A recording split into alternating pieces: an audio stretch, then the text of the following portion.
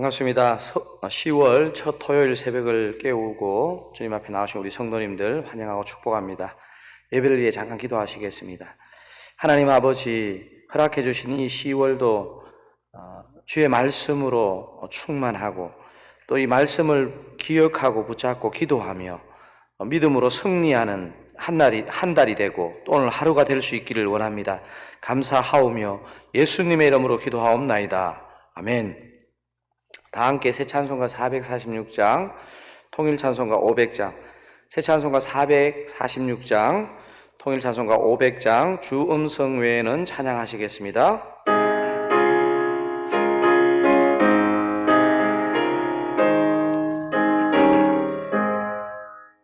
주 음성 외에는 참 기쁨 없도다. 날 사랑하신 주 늘 계시옵소서. 기쁘고 기쁘도다. 항상 기쁘도다. 나 주께 와사오니 복 주옵소서. 나 주께 왔으니 복 주시옵소서. 주 함께 계시면 큰 시험이 이기네. 기쁘고 기쁘도다. 항상 기쁘도다. 나 주께 와사오니 복 주옵소서.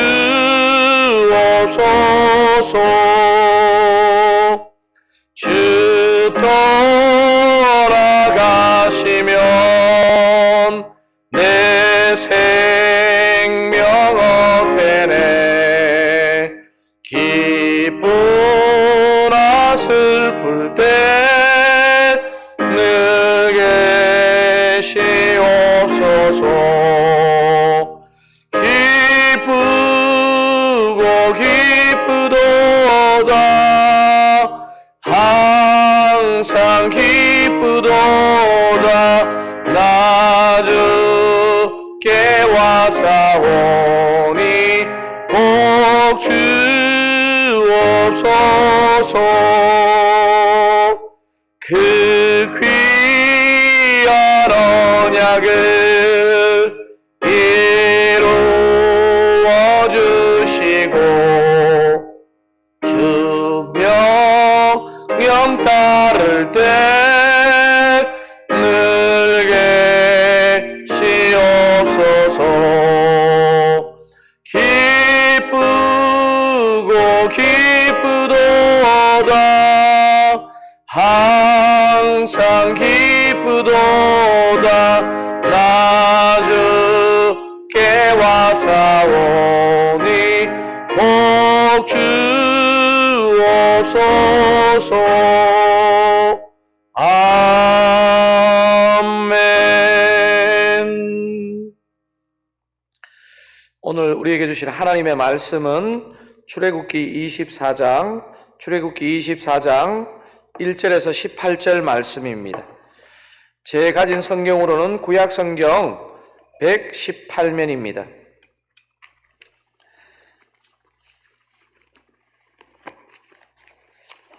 출애굽기 24장 다 찾으시면 제가 1절, 여러분이 2절 교독하시겠습니다.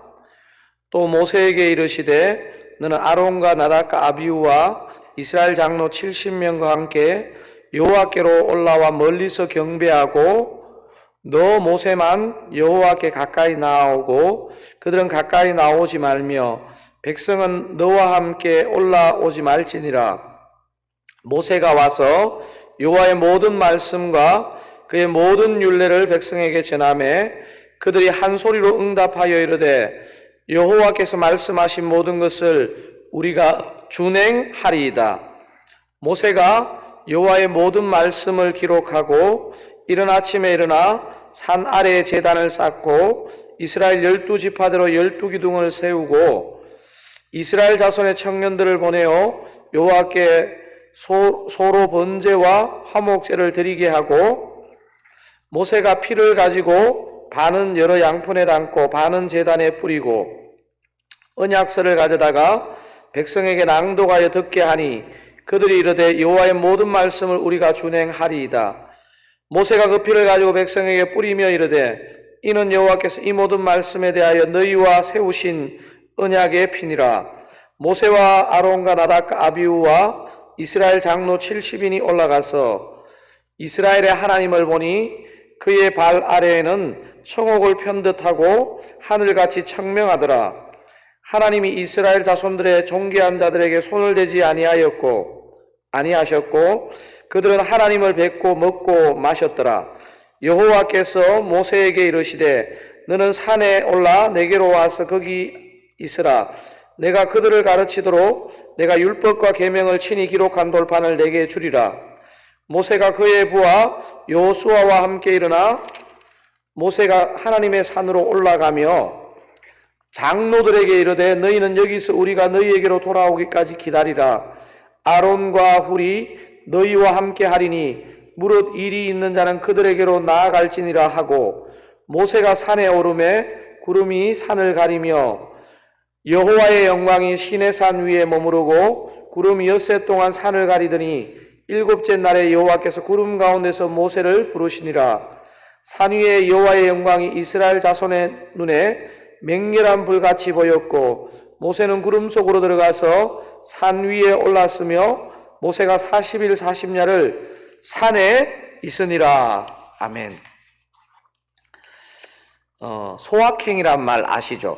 소확행은 소소하지만 확실한 행복의 약칭으로 일본의 소설가 무라카미 하루키가 레이먼드 카버의 단편 소설 A Small Good Thing 이라는 이 소설 제목에서 따와 만든 신조어입니다.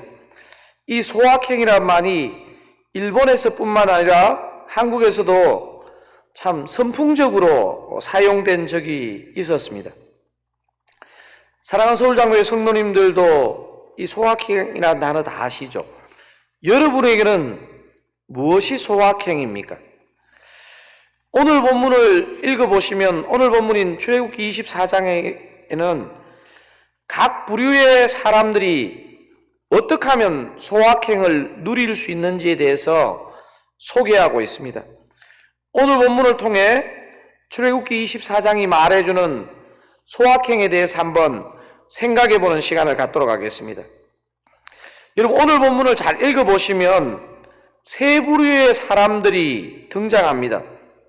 한 부류는 이스라엘의 일반 백성들이고 다른 한 부류는 아론과 그의 아들들과 70인의 장로들이고 마지막 한 부류는 모세, 하나님의 사람 모세입니다. 그런데 오늘 세 부류의 사람들에게 소확행의 이유가 비슷하다는 것을 알 수 있습니다. 세 부류의 사람들이 어떤 일로 행복을 느끼고 있습니까? 소확행과 관련하여 본문이 주는 두 가지 메시지. 첫 번째는 뭡니까? 누구나 말씀 앞에 서면 행복하다는 사실입니다. 다른 말로 하면 누구나 하나님의 임재 앞에 서면 행복해질 수 있고 소소하지만 확실한 행복을 누리게 된다는 것입니다. 방금 전에 말씀드린 세 부류의 사람들이 오늘 본문에서 어떤 일로 행복한지를 한번 확인해 보시면 좋겠는데요. 이스라엘 백성들이 어떤 일로 행복합니까? 본문에 두 절만 한번 확인해 보겠습니다. 3절입니다. 모세가 와서 여호와의 모든 말씀과 그의 모든 율례를 백성에게 전하매 그들이 한 소리로 응답하여 이르되 여호와께서 말씀하신 모든 것을 우리가 준행하리이다. 지금 방금 읽으신 3절과 비슷한 표현이 7절에도 기록되어 있는데 7절도 한번 읽어보겠습니다. 언약서를 가져다가 백성에게 낭독하여 듣게 하니 그들이 이르되 여호와의 모든 말씀을 우리가 준행하리이다. 여러분 3절과 7절에 행복이란 단어가 직접적으로 등장하지는 않지만 이스라엘 백성이 무엇 때문에 행복할 수 있는지가 3절 7절에서 느껴집니다. 율법과 언약서의 말씀을 듣고 그 말씀에 순종하겠다는 반응을 할 때 백성들이 행복해졌다는 것을 알 수 있습니다. 모세를 포함한 아론과 그의 아들들 70인의 장로들은 또 어떤 상황에서 이 소확행을 누리는지 한번 9절에서 11절을 통해서 한번 확인해 보도록 하겠습니다. 모세와 아론과 나답과 아비후와 이스라엘 장로 70인이 올라가서 이스라엘의 하나님을 보니 그의 발 아래에는 청옥을 편듯하고 하늘같이 청명하더라. 하나님이 이스라엘 자손들의 존귀한 자들에게 손을 대지 아니하셨고 그들은 하나님을 뵙고 먹고 마셨더라. 특별히 11절 마지막 표현이 여러분 마음에 다가오지 않습니까? 그들은 하나님을 뵙고 먹고 마셨더라. 역시 행복이란 단어가 직접적으로 등장하지는 않지만 하나님을 뵐 때, 즉 하나님의 임재 가운데 나아갈 때 행복해지는 것을 확인할 수 있습니다. 그리고 오늘 마지막 부류의 인물인 모세는 어떤 때 행복을 누리는지 한번 17절, 18절 마지막 두 절인데요. 한번 읽어보도록 하겠습니다. 산 위에 여호와의 영광이 이스라엘 자손의 눈에 맹렬한 불같이 보였고 모세는 구름 속으로 들어가서 산 위에 올랐으며 모세가 40일 40야를 산에 있으니라. 여러분 이런 본문을 오해하면 안 되는 게 높은 산에 올라가면 행복해진다 이렇게 단순하게 보시면 안 되고 오늘 지금 본문이 뭘 말하고 있습니까? 일반 이스라엘 백성들도 알아볼 만큼 여호와의 영광이 충만한 산 위로 모세가 올라가 40일을 거했다는 내용으로 오늘 본문이 끝이 납니다. 오늘 본문 이 세 부류의 소확행을 통해 저와 여러분의 이 행복도 어디서 온다는 것이 명확해지지 않습니까? 그렇습니다.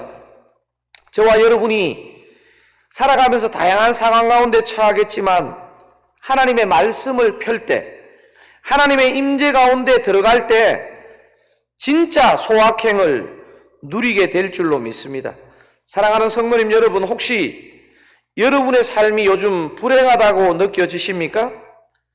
불행까지는 아니라 하더라도 뭐 그렇게 행복한 일이 있냐고 그렇게 혹시 생각하십니까?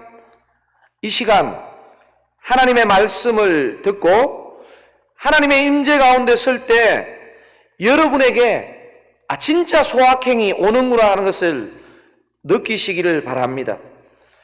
오늘 본문을 가만히 묵상해 보시면 오늘 시대와 다른 한 가지 점을 뚜렷하게 발견하게 됩니다.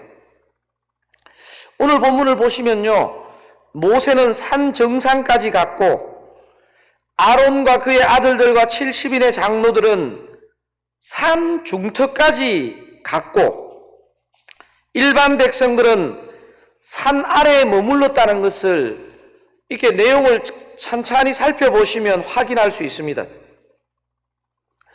여러분, 이 광경이요, 사실은 이렇게 세 부류로 나누어지는 것이 우리 시대와는 다른 점입니다.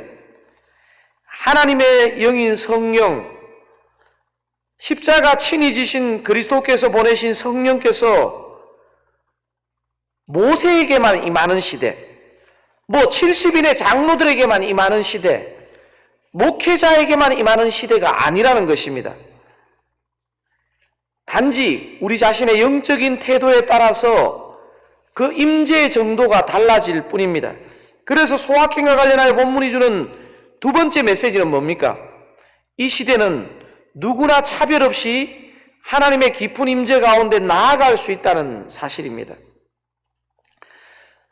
모세 시대는 하나님의 임재를 느낀 정도가 사람마다 달랐지만 저와 여러분이 살고 있는 이 시대는 그렇지 않습니다.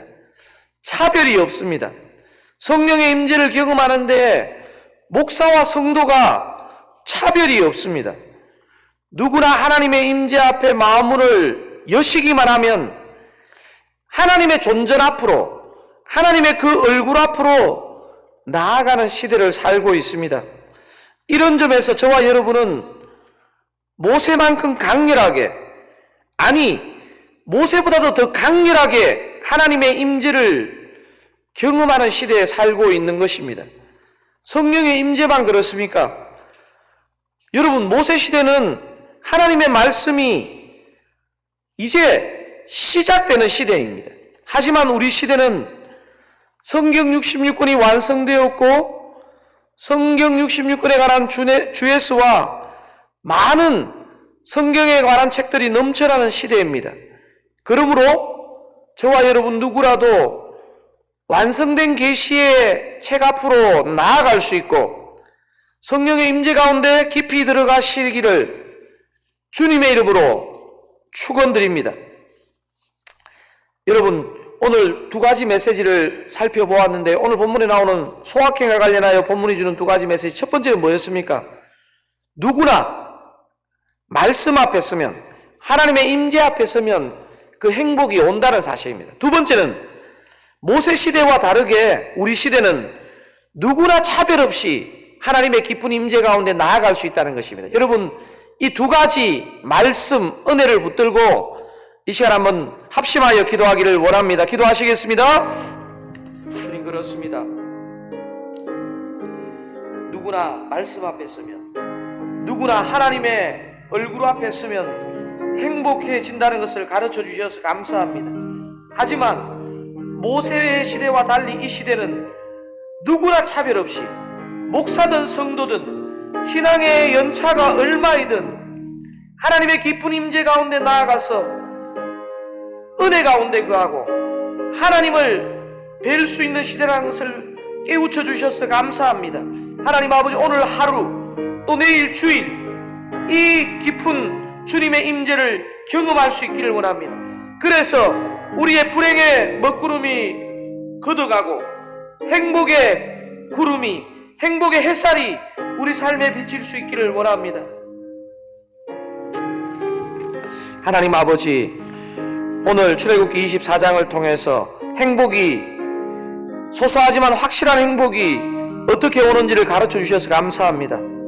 누구나 말씀 앞에 서면, 말씀을 펴면, 하나님의 임재 가운데 나아가면 행복해진다는 것을 가르쳐 주셔서 감사합니다. 또한 모세 시대와 달리 우리가 사는 이 시대는 누구나 차별 없이 목사든 성도든 어떤 직분과 어떤 이름을 가졌든 하나님의 깊은 임재 가운데 나아갈 수 있는 은혜의 시대라는 것을 가르쳐 주셔서 감사합니다. 하나님 아버지, 오늘 이 시간 주의 말씀 앞에 서므로, 주의 임재 앞에 서므로 행복함과 충만함을 회복하게 하여 주시옵소서. 그런 은혜를 누릴 수 있기를 원하옵고 예수님의 이름으로 기도하옵나이다. 아멘. 주님, 여러분, 그렇습니다. 누구나 말씀을 펴면, 하나님의 임재 앞에 서면 행복해질 수 있습니다. 모세 시대와 달리 누구라도 차별 없이 하나님의 깊은 임재 가운데 나아가서 하나님을 만날 수 있습니다. 여러분, 오늘 개인 기도를 통해서 그런 은혜 누리시기를 원하고 내일 주일 예배 가운데 정말 깊은 하나님의 임재를 경험할 수 있도록, 그런 예배 될 수 있도록 여러분 중보해 주시면 감사하겠습니다. 기도하시겠습니다.